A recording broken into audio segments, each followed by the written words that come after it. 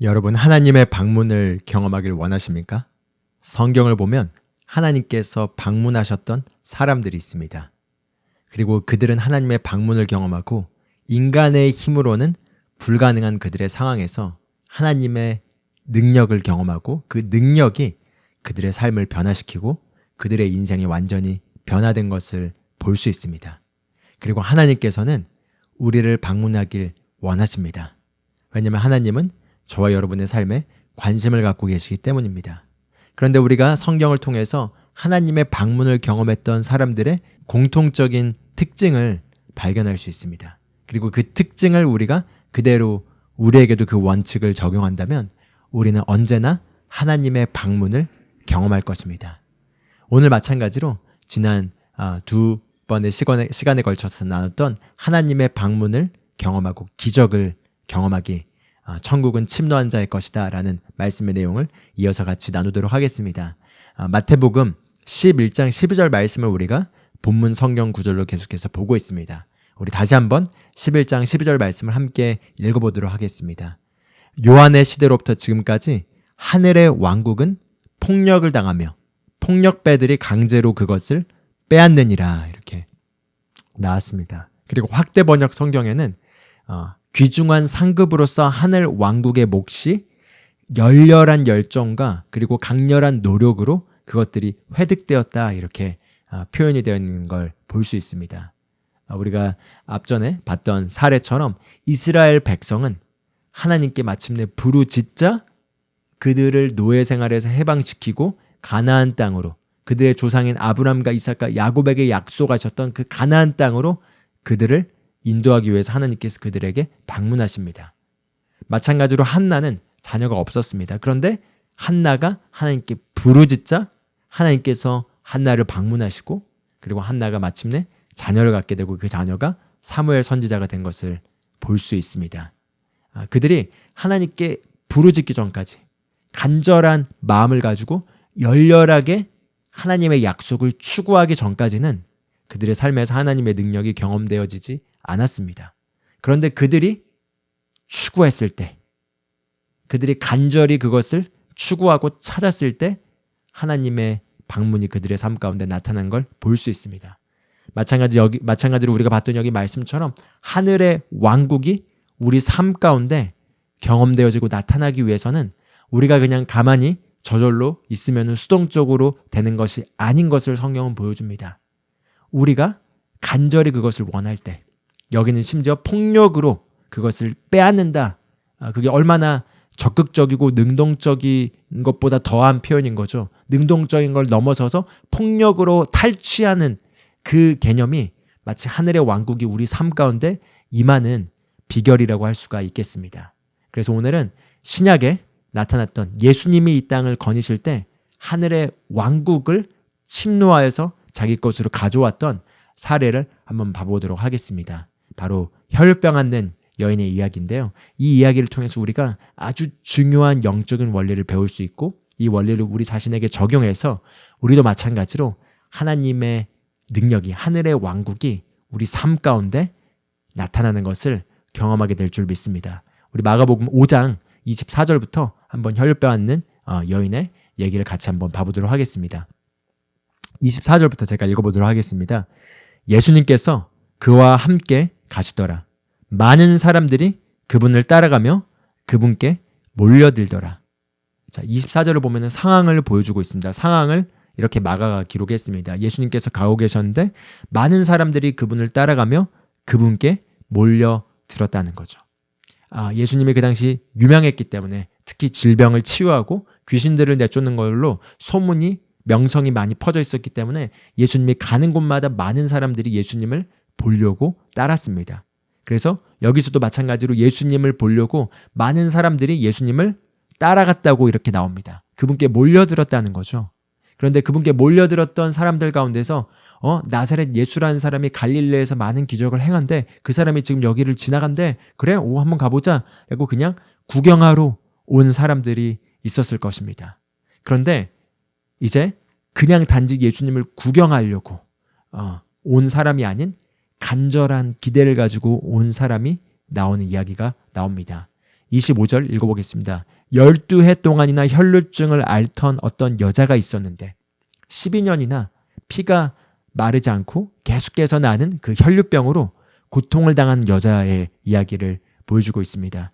그녀가 많은 의사에게 많은 일들로 고통을 받고 가진 것도 다 허비하였으나 조금도 좋아지지 않고 도리어 더 심해지던 차에 인간의 수단으로 할 수 있는 모든 의학적인 도움을 받고 돈을 다 사용해서 할 수 있는 모든 걸 했지만 결과는 나아지지 않았고 인간의 힘으로 모든 걸 해도 더 이상 개선이 되지 않고 오히려 더 악화되고 있는 그런 상황을 보여주고 있습니다. 그런데 27절 예수님에 관한 소문을 듣고 밀려드는 무리 가운데서 뒤로 돌아와 그분의 옷에 손을 대니 그녀가 예수님의 소문을 들은 거죠. 그리고 계속 읽겠습니다. 28절 이는 그녀가 이르기를 내가 그분의 옷에만 손을 대도 온전하게 되리라 하였기 때문이더라. 즉시 그녀의 피 나오는 근원이 마름에 그녀가 자기가 그 역병에서 나은 줄을 몸으로 느끼니라.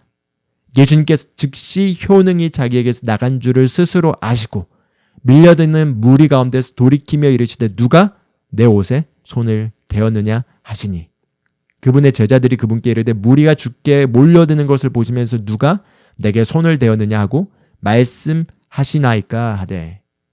자, 여기까지 잠깐 보도록 하겠습니다. 혈류병 앓는 여인이 예수님에 대한 소문을 들었습니다. 예수님의 소문의 내용은 이러했겠죠. 갈릴리에서 나사렛에서 온 예수라는 사람이 두루 다니면서 많은 사람들을 고치시고 병든 자들, 각종 질병으로 고통당하는 모든 자들을 다 고치시고 있대라는 그 소문을 들은 겁니다. 그리고 그 소문을 들은 그녀가 그 당시 율법에 따르면 혈류병을 앓고 있는 그 상태에서는 공개적으로 밖으로 다녀서는 안 됐습니다. 그런데 그런 공개적으로 밖으로 다녀서는 안 됐던 그런 위험을 감수하고 예수님을 만나기만 하면, 그리고 예수님을 만났을 때 심지어 예수님이 본인에게 무엇을 해줄 필요도 없이 그분의 옷자락만 만져도, 그분의 옷자락을 만져도 내가 낫게 될 거라는 그런 기대를 갖습니다. 그래서 그 기대를 가진 그녀의 믿음이 그녀로 하여금 행동하게 하였고, 그 행동하게 하여서 그녀가 아마 자신의 혈류병을 감추기 위해서 온몸을 잘 옷으로 감싸고 보이지 않게 예수님 있는 곳에 향하였던 것이죠. 그리고 예수님의 옷자락을 만진 것입니다.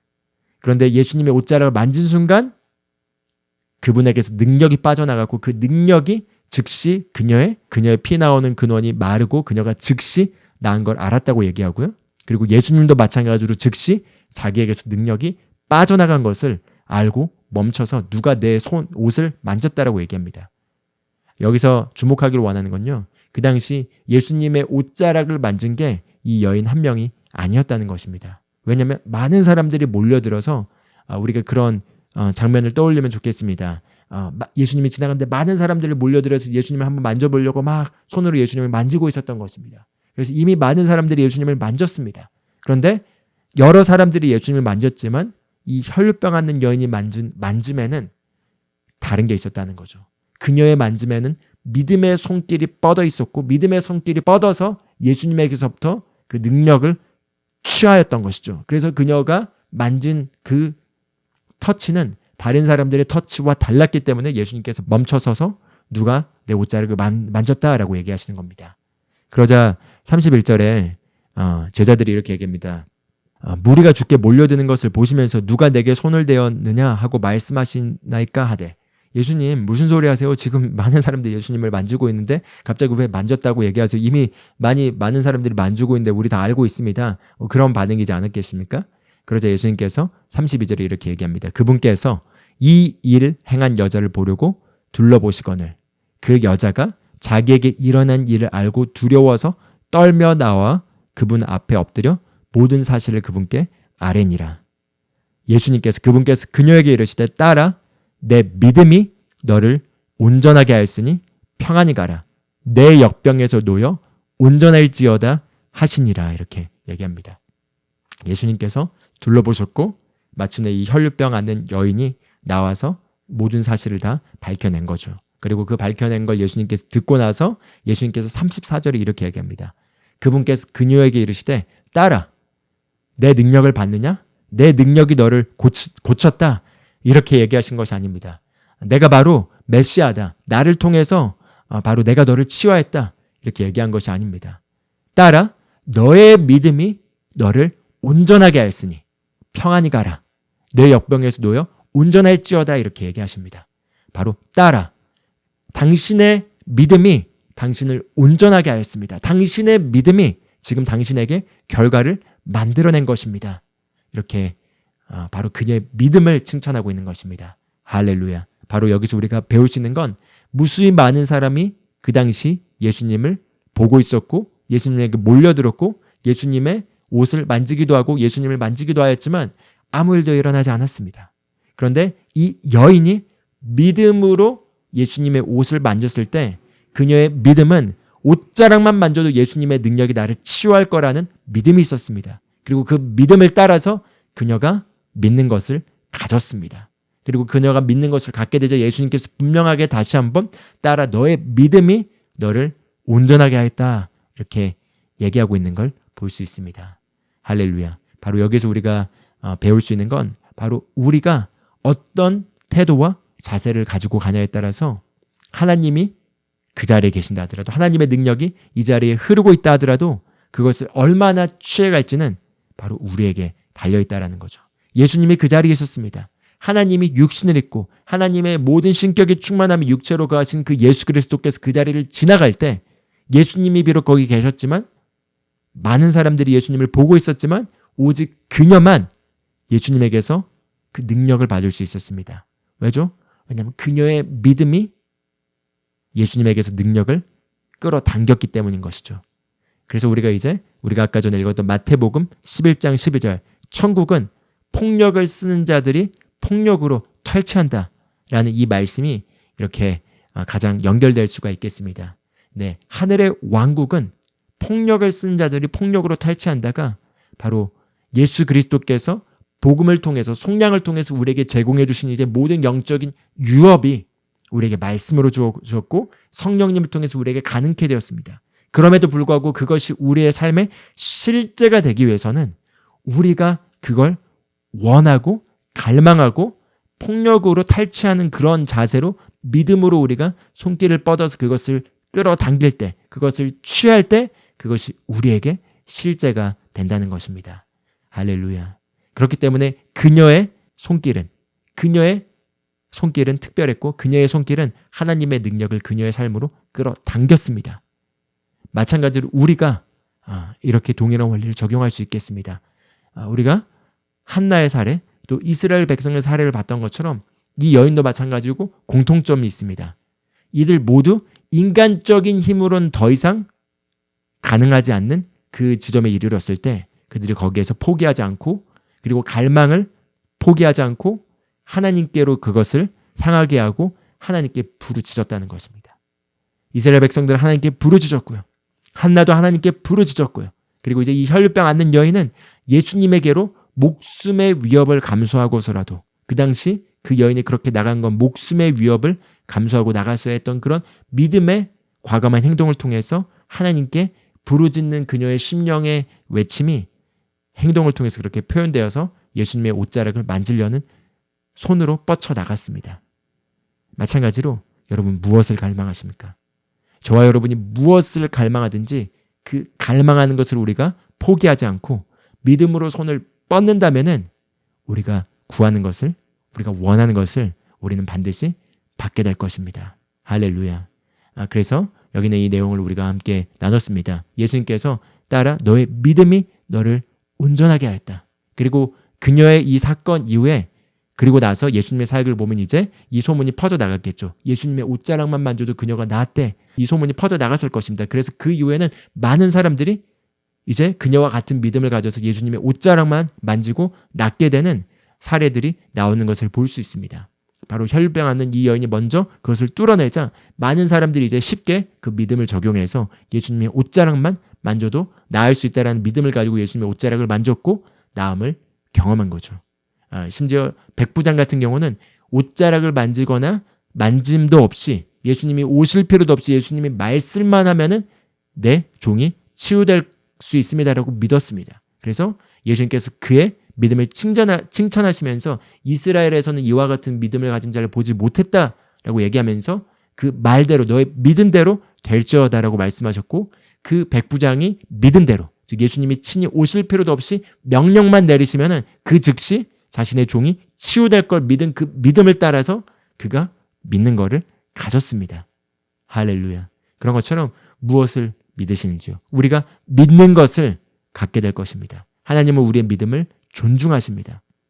그래서 이 믿음이 우리 삶에 실제적으로 결과를 가져오기 위해서는 우리가 결단해야 되고 거기에 대해서 진지해야 되고 그것을 우리가 추구해야 되고 그리고 분명하고 구체적으로 그것을 추구한 것을 포기하지 않고 그것을 끝없이 열렬히 찾아 나가야겠습니다. 그래서 확대 번역 성경에는 열렬한 열정과 강렬한 노력으로 하늘의 왕국의 상급을 추구하였다 이렇게 얘기하고 있습니다. 제가 한 가지 제 간증을 나누길 원합니다. 제가 미국에 와서 이제 미국에 이 말씀들이 이렇게 우리에게 전달된 그런 본산지이기 때문에 많은 집회들을 또 참석하고 또 많은 교회들을 방문하면서 이런 책으로만 읽던 사역자분들의 사역들도 방문하고 컨퍼런스도 방문하고 했습니다. 그런데 그런 사역들을 방문했을 때 제 마음속 심령의 상태의 갈망은 그냥 그런 사역들이 궁금했습니다. 그렇기 때문에 어찌 보면 구경하러 간 것이죠. 그래서 가서 구경하면서 사역을 또 이렇게 판단하기도 하고 또는 사역의 좋은 것들을 그냥 또 누리기도 하고 하였지만 제 삶에서 그 장소에 집회 방문해서 그런 엄청난 변화를 경험하지 않고 그냥 견문을 넓히고 왔습니다. 그래서 제가 뭐 앤드로맥 집회도 가보고 또 달라스에 있으면 좋은 점이 여기가 바이블 벨트다 보니까 또 많은 이 메시지 안에서 유명한 사역자들이 반드시 1년에 한 번 정도는 컨퍼런스 같은 거를 하려고 옵니다. 그래서 그냥 스케줄을 체크해보면 저희 집에서 15분 거리, 뭐 20분 거리만 가면은 또 그런 컨퍼런스에 참석할 수가 있어서 그런 컨퍼런스를 참석하고 그렇게 또 구경하고 했습니다. 그런데 제가 그런 곳에 구경하러 갔지 진짜 제 심령이 어떤 갈망을 가지고 하나님 앞에서 어떤 응답을 받으려는 태도를 가지고 방문한 건 아니었던 거죠. 그런데 저에게 2021년에 재정적인 좀 어려움이 있게 되었고 제가 재정적으로 어떤 실수들을 했고 그 실수의 결과로 굉장히 재정적인 어려움에 제가 처하게 됩니다. 그래서 그 당시 제가 재정에 대한 저의 믿음이 조금 더 하나님의 말씀 위에 온전하게 세워져 있지 않고 그냥 자연적인 영역에서만 세워져 있다는 걸 깨닫게 됐고 그때 정말 절실한 가운데 재정과 관련된 하나님의 말씀을 완전히 처음부터 다시 세워야겠다라고 결심하고 재정과 관련된 이 메시지 안에서 유명하신 분들의 그런 클래식한 책들을 찾아서 읽고 거기 있는 말씀들로 완전히 기초를 다시 세우면서 그렇게 있는 가운데서 제가 여기 저희 집에서 1시간 거리에 또 이 파이낸스와 프로스페리티로 또 유명하신 사역자분이 있는 그 사역의 미니스트리가 있는 그곳에서 제가 예배에 참여하려고 갔습니다. 그런데 그때 이제 1시간 정도 운전하면서 예배에 참여하러 갈 때 그 예배 장소를 제가 그 전에도 이미 방문했었고 구경하러도 갔었고 했었지만 그때 방문하러 갔을 때는 제 마음속에 간절함이 있었습니다. 간절함 무엇이었냐면 그분이 완전히 밑바닥에서 돈도 완전히 없고 완전히 가난한 상태일 때 믿음의 원리를 적용하고 그리고 하나님의 말씀 안에 있는 재정의 원리를 적용해서 그 결과 재정의 간증을 경험했고 그리고 그 결과 정말 미국에서 막대한 영향력을 미치고 또 복음으로 전 세계에 영향력을 미치는 사역에 재정적인 영향력을 미치는 그런 그 사역자이기 때문에 그 부지에 가면서 정말 부지가 크고 그 안에 비행장도 있고 방송국도 있고 그 방송국이 미국의 또 기독교 또 이 믿음의 관점에서 정치적인 것들을 커버하는 그런 방송국까지 장악하는 그 사역에 제가 들어가면서 간절한 마음을 가지고 왔습니다.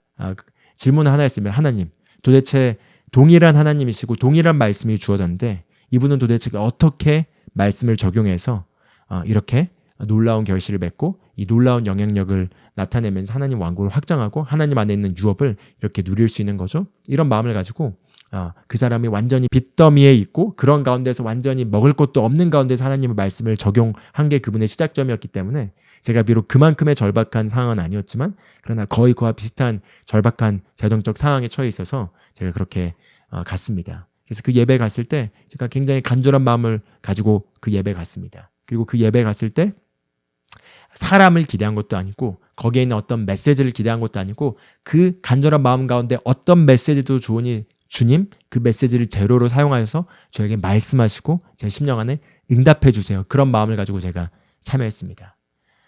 그래서 혈병 앓는 여인과 같은 그런 마음을 가지고 제가 찾아간 거죠. 그리고 그 당시 이 텍사스에 그 겨울에 보통 눈이 내리지 않는데 그 당시 갑자기 눈보라치는 그 윈터 스톰이 임해서 그 많은 그런 건물들이 피해를 입고 했던 상황인데 마치 그 미니스트리가 그 당시 이렇게 다 70년대, 80년대에 지어졌던 건물들인데 윈터 스톰이 와가지고 많은 것들이 손상되고 부서져서 그 당시 거기에 대해서 이제 다시 repair, replenish, 그다음에 expansion이라는 어떤 프로젝트로서 이제 헌금을 하고 또 거기에 관련된 말씀들이 나눠지고 있었습니다. 그런데 그때 그 미니스트리 건물이 그 당시 많이 무너지고 부서진 가운데서 이것들을 고치고 그것들을 또 바꾸고 그리고 완전히 또 확장시켜서 또 새롭게 하는 거에 대한 그것이 마치 제 삶에서 제 재정에 관한 부분에 대한 말씀을 제가 개인적으로 받는 것과 같았습니다. 내 삶이 지금 재정적인 부분에서 완전히 망가졌지만 그것이 지금 리페어, 고쳐져야 되고 리플래시, 대체돼야 되고 그리고 이제 확장돼야 될 때다라는 개인적인 레마로 그 말씀이 왔었고 그런 가운데서 주님께서 제 마음속에 감동을 주셔서 그 당시 제가 가지고 있는 전 재산이 좀 빚더미와 함께 얼마 되지 않았었는데 근데 거기에 있어서 전 재산의 상당수의 많은 부분에 해당되는 금액을 심어라는 주님의 감동이 있게 됩니다. 그래서 제가 추상적으로 말하면 와닿지 않을 수 있기 때문에 그 당시 제가 그 당시 재정적인 상황에서 $4,000 정도를 그 프로젝트에 심어라는 주님의 강한 감동이 있게 됩니다. 제가 그 전에도 항상 물질을 주님께 심고 그리고 또 하나님의 왕국을 위해서 선교 사역을 위해서 물질을 기꺼이 드리고 또 제가 복음 사역가로 원래 하고 싶어 했기 때문에 돈을 벌여서 돈의 90%는 주님께 드리는 그런 삶을 살고 싶다 이런 게 원래 제 모토였었기 때문에 주님께 헌금을 하고 주님께 드리는 게 어렵지는 않았습니다. 그런데 제가 단 한 번도 주님께 헌금을 드리면서 재정에 대한 하나님의 말씀의 원칙과 믿음을 적용해서 거기에 대해서 정확하게 주님께 말씀을 가지고 영적 원칙을 따라서 드리지 않고 그냥 out of heart의 그 마음속 심령의 어떤 주님을 향한 사랑으로서 드렸던 거죠. 그런데 믿음을 정확하게 적용하지는 않았었습니다. 그래서 그때는 정말 절실했고 또 제 상황이 절실했기 때문에 그 가운데서 그 금액을 드리면서 주님께서 분명하게 제 심령 가운데 레마로 말씀하셨고 그걸 통해서 제가 그걸 드렸습니다. 그래서 아내와 상의를 하고 아내와 함께 우리가 이런 상황에서는 다 없어지나 아니면 그걸 조금 가지고 있거나 상관없이 우리가 지금 하나님을 의지해야 될 때다라고 하면서 처음으로 저희 모두 정말 동의하고 하나님 앞에서 우리가 하나님을 기대하고 그렇게 드렸습니다. 그렇게 저희가 $4,000를 심었는데 그리고 나서 재미난 일들이 펼쳐졌습니다. 머지않아서 제가 그 당시 이제 회사를 다니고 있었는데 저희 회사가 제가 펀드 어카운턴트로 이제 이런 헤지 펀드나 사모 펀드라는 그런 펀드 업계 이런 어카운팅이랑 이제 어드미니스트레이션 이렇게 전문적으로 해주는 작은 달라스에 있는 부티크 회사였습니다. 그런데 그 당시 회사 CEO가 저희 회사가 급속도로 빨리 성장했기 때문에 이 회사를 유럽계에 있는 굉장히 큰 회사가 미국에 진출하려고 하는 가운데서 그런 이제 인수합병을 통해서 진출하려고 하는데 저희 회사를 그 회사에 이제 팔아 넘기게 된 겁니다. 그래서 저희 회사가 이제 인수합병 되게 된 거죠. 인수합병 되게 되면서 그러면서 이제 그 보너스 이제 이 회사를 팔면서 얻게 되는 그 수익을 대표가 다 가져가는 게 아니라 직원들에게 배분하기 위해서 이렇게 보너스를 나눠주게 되는데 그 당시 제가 직급이 낮았기 때문에 보너스가 그냥 그렇게 얼마 되지도 않았고 사실 미국에서는 이직을 통해서 연봉을 굉장히 많이 올려서 이직을 하게 되기 때문에 그냥 이직을 하게 되면 훨씬 더 많은 금액으로 더 높게 이직할 수 있기 때문에 그렇게 별로 인센티브가 되지 않는 그런 얼마 안 되는 작은 돈의 보너스였습니다. 그래서 그걸 이제 크게 개의치 않고 저는 이제 그 당시 회사가 그렇게 일이 엄청나게 빡세지 않았기 때문에 제가 일과 사역을 병행할 수 있었기 때문에 이제 그 회사를 다니고 있었는데 그런데 갑자기 저희 그때 팀이 8명 정도가 있었는데 근데 이제 제가 일한 지 한 1년 반 정도에서 이제 2년이 돼가는 시점이었습니다. 그런데 팀의 직원들이 떠나면서 4명이 떠나게 되고 그래서 이제 디렉터인 분과 이제 이사님과 그다음에 이제 바로 이사님 밑에 있는 매니저분과 그다음에 이제 저와 다른 사람 그다음에 또 다른 사람 이렇게 5명만 남게 됐는데 근데 그 5명 중에 갑자기 디렉터도 다른 헤지 펀드로 이제 이직을 하게 되고 그래서 그 디렉터도 떠나게 되면서 이제 4명밖에 안 남게 된 거죠. 근데 4명밖에 안 남게 됐는데 그 4명밖에 안 남은 시점에서 매니저로 있는 그 사람도 떠나게 되고 그다음에 또 저와 같은 직급에 있는 또 다른 친구도 그만두게 되면서 저랑 또 다른 저보다 한 직급 위에 있는 그 친구만 남게 되고 모두가 떠나게 된 상황이 펼쳐지게 된 겁니다.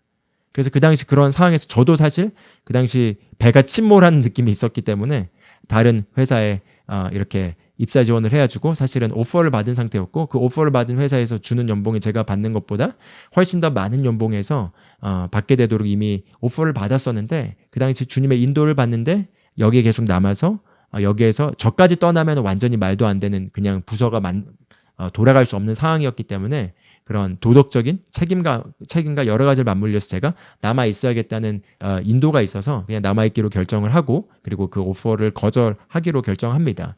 그랬는데 이제 이렇게 인원들이 다 떠나가게 된 거죠. 그러면서 이제 그 당시 저희 회사를 팔았던 CEO가 여전히 합병돼서도 함께 북미 대표로 남아있는 상황이었기 때문에 저희 팀을 살리기 위해서 그 당시 근데 저희 시스템에 돌아가는 걸 알고 있는 게 저와 그 친구밖에 없었고 또 제가 일을 2년 정도 하면서 완전히 시스템을 바싹하게 익혔기 때문에 제가 거의 다 모든 걸 할 줄 알았습니다. 그래서 저랑 화상 통화를 하면서 보너스를 정확하게 원래 다른 사람들에게 배정돼 있던 것들이 그 디렉터랑 이 사람들이 다 간두면서 그것들이 다 이제 유보됐기 때문에 나랑 또 남아있는 다른 사람에게 나눠주기로 했다. 그러면서 4만 불을 더 줄 테니까 남아라. 그리고 너 지금 직급이 이건데 직급을 이렇게 올려주겠다. 연봉 얼마나 원하냐. 해서 제가 그 당시 있던 연봉에서 한 40%가 올라가면서 직급도 제가 사실은 한국에서 직장 경력이 있었지만 회계사로 미국에 와서 완전히 영어로 다시 시작하면서 또 새로운 업계에 들어가서 했기 때문에 거의 그냥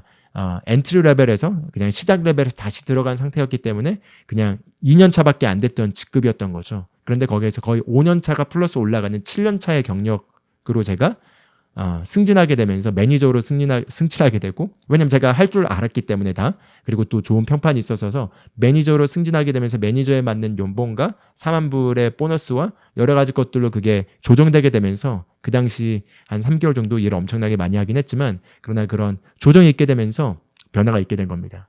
근데 그러면서 제가 그때 깨닫는 거죠. 이거 4,000불 심은 거에 대해서 하나님께서 정확하게 10배로 이렇게 보상해 주신 거구나. 이걸 제가 깨닫게 됐습니다. 그러면서 그때 정말 재정에 대해서 하나님을 신뢰하고 말씀을 따라서 움직였을 때 그렇게 움직였을 때 그게 응답되는 걸 경험했고요.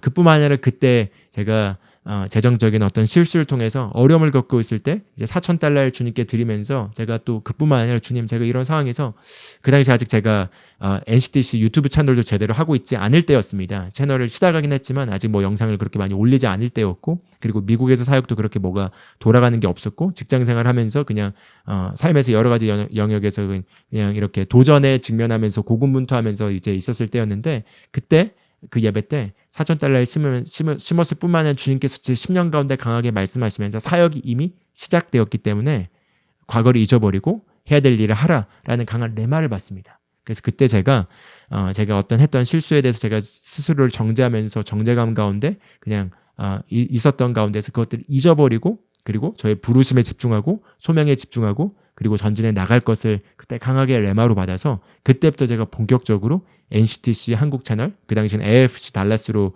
진행하고 있었을 때였는데요. 그때부터 영상들을 차곡차곡 하나님께서 저에게 감동 주신 것들을 올리기 시작했고 그리고 그러면서 지금까지 사역이 시작되게 됐습니다. 근데 그때 주님께서 레마로 제 10년 가운데 말씀하신 게 재정에 대한 로스는 다 리커버되고 재정에 대한 손실들은 다 회복될 것이기 때문에 나를 신뢰하고 거기에 대해서 인간적인 방식으로 이걸 메이크업하려고 하지 말라라는 강한 말씀을 주셨고 너는 사역으로 부름받았기 때문에 이 사역에 내가 너에게 시킨 일에 그 피로를 보는 것에 집중해라. 이미 사역이 시작되었다. 이미 내가 거기에 문을 열어놨다.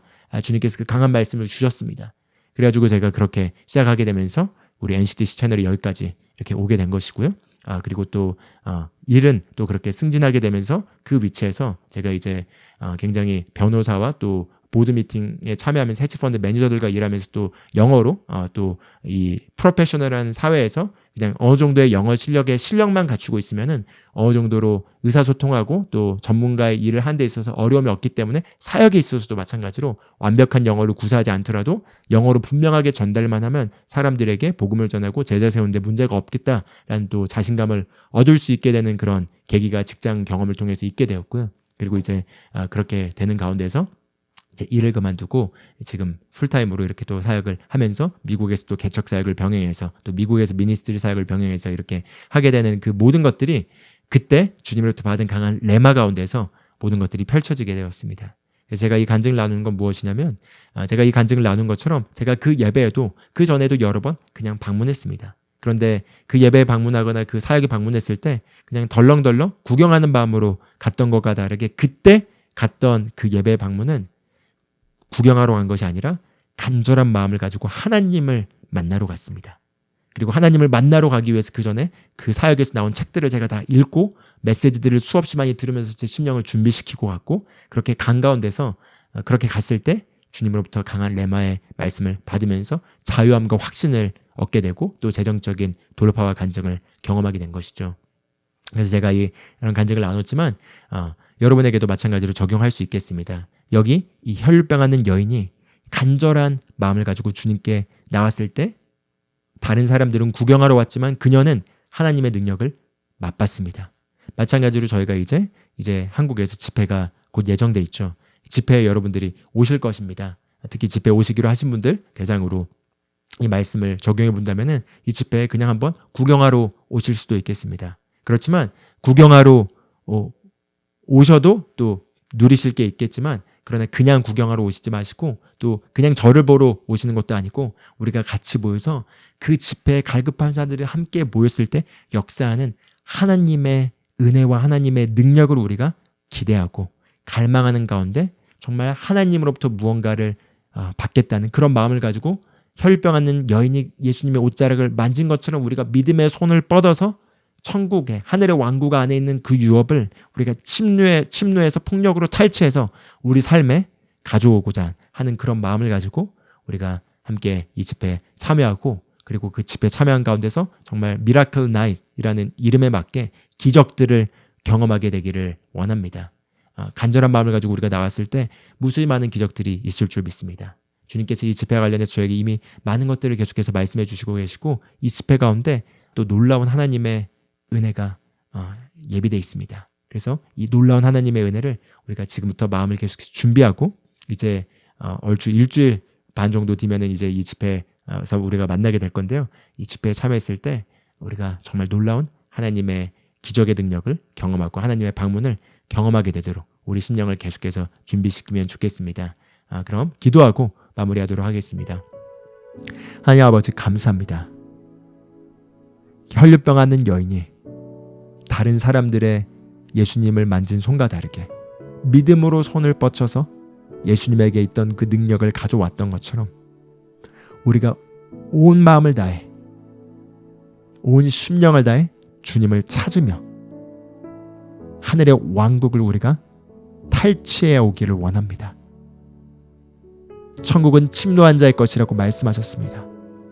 우리가 이 혈병 앓는 여인처럼 믿음으로 간절한 마음을 가지고 우리가 분명하고 구체적으로 우리가 구하는 것을 가지고 주님께 나올 때 주님께서 우리의 심령 가운데 말씀하시고 기적으로 나타내셔서 우리 삶의 모든 문제를 해결하고 돌파하고 우리 삶의 변화를 가져다 줄 걸 믿습니다. 우리가 현재 있는 그 자리에 머물러 있기를 원하지 않습니다. 머물러 있지 않고 다음 단계로 변화가 일어나도록 주님 우리를 안내해 주시고 인도해 주실 줄을 믿습니다. 주님 감사드립니다. 우리 심령을 준비시켜 주시니 감사하며 우리의 믿음을 준비시켜 주시고 고무시켜 주시니 감사드립니다. 우리가 믿음으로 우리 마음을 준비하고 주님을 찾겠습니다. 주님 감사드립니다. 예수 그리스도의 이름으로 기도합니다. 아멘. 아멘. 감사합니다.